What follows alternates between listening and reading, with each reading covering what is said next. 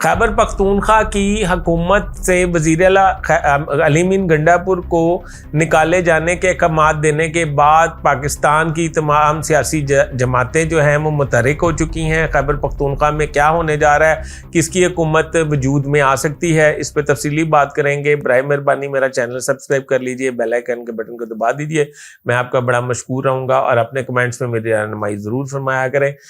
خیبر پختونخوا میں جب بانی پی ٹی آئی نے یہ حکم دیا اور سلمان اکرم راجہ کے ذریعے یہ اعلان کروایا گیا کہ علی امین گنڈاپور اپنے عہدے سے سبکدوش ہو جائیں اور وہ اپنے عہدے سے استعفیٰ دے دیں، علی امین گنڈاپور نے اپنے عہدے سے استعفیٰ دے دیا اور گورنر کو بھجوا دیا، جو اگلے 48 گھنٹے میں مطلب منظور کیا جا سکتا ہے۔ اگر علی امین گنڈاپور کا استعفیٰ منظور ہو جاتا ہے تو اگلا مرحلہ یہ ہے کہ پارلیمانی کمیٹی کا اجلاس بلایا جائے گا، اور پارلیمانی کمیٹی نامزد کرے گی کہ کس کو وزیر اعلیٰ کا اگلا امیدوار ہونا چاہیے، اور بانی پی ٹی آئی کے حکم کے مطابق تو سہیل افریدی کو اگلا امیدوار ہونا چاہیے۔ سہیل افریدی اگر امیدوار ہوتے ہیں تو یہ ایک انتہائی خطرناک طرف بات جائے گی۔ میرا ذاتی طور پہ یہ خیال ہے 145 کے ایوان میں 73 ووٹ چاہیے وزیر اعلیٰ کو۔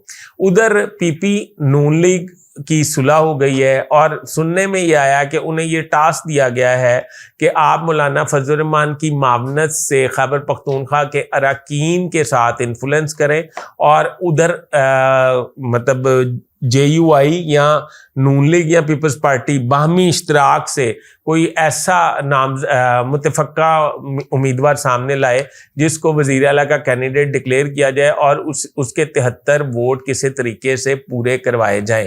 تو دیکھتے ہیں آنے والے وقت میں یہ منصوبہ کامیاب ہوتا ہے یا پی ٹی آئی دوبارہ خیبر پختونخوا کی وزارت اعلیٰ لے جاتی ہے۔ انتہائی مشکل سوال ہے، آنے والے وقت میں کچھ بھی ہو سکتا ہے۔ اپنے ہوسٹ فیصل عزیز بٹ کو اجازت دیجیے، اللہ حافظ۔